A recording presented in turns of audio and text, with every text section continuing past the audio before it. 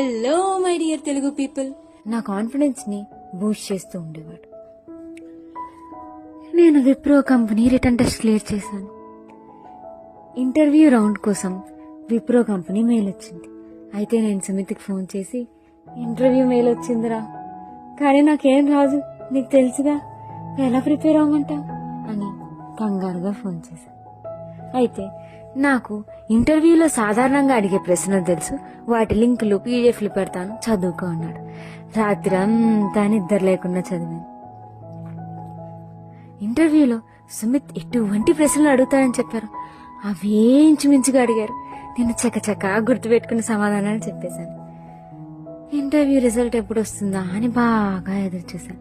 అయితే ఒకరోజు, congratulations, you have been selected అని విప్రో కంపెనీ నుంచి మెయిల్ వచ్చింది. నా సంతోషానికి అవధులే లేవు.